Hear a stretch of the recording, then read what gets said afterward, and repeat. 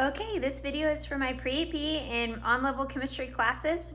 So we talked about a mole, learned how to calculate molar mass, and now we're going to do something called dimensional analysis using the mole. Pretty much taking our factor label method from my previous videos and combining it with our knowledge of a mole, molar mass, and Avogadro's number to then solve problems. So a couple of things you need to realize is the conversions. So remember, in factor label method, we took fractions that were just one. So for instance, a dozen, which a dozen is 12.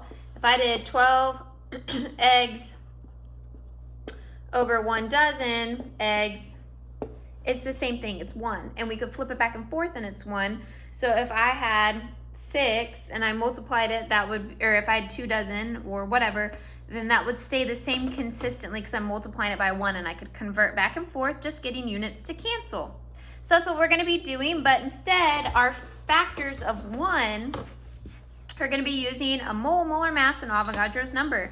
So if you remember, we have 1 mole is going to be the molar mass of that compound element, whatever it is, which is saying that I have 6.02 times 10 to the 23rd atoms.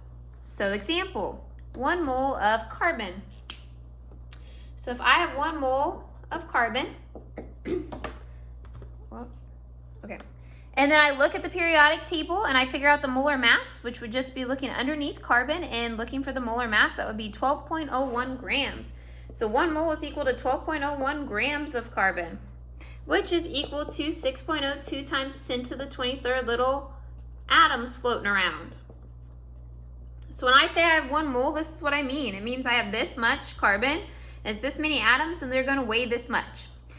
If I said I had 1 mole of, I don't know, 1 mole of water, H2O, that means I have to first calculate the molar mass of this. So I list my elements, list how many I have of each, multiply them by the masses found on the periodic table, and I'm rounding just for this instance.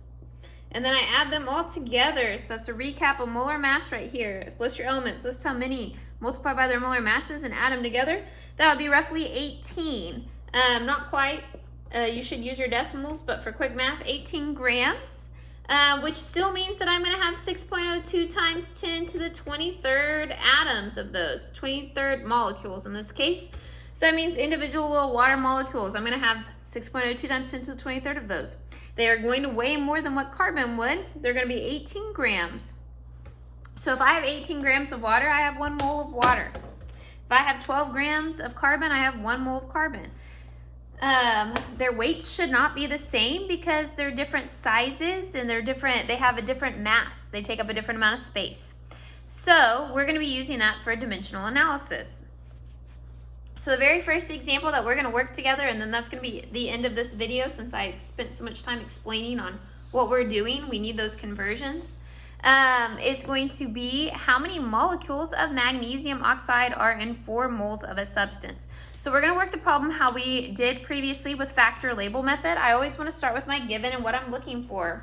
So my given in this case is going to be 4 moles, and that is of magnesium oxide, MgO.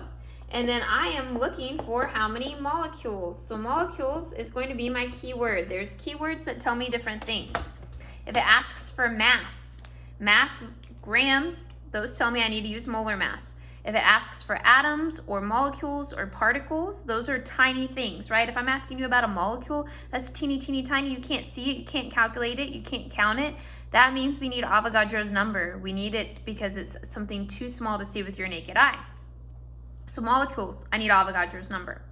So I have my given, I know what I'm looking for, and now I need to figure out their relationship. Well, I know the relationship between moles and molecules. It's Avogadro's number. For every 1 mole, I have 6.02 times 10 to the 23rd.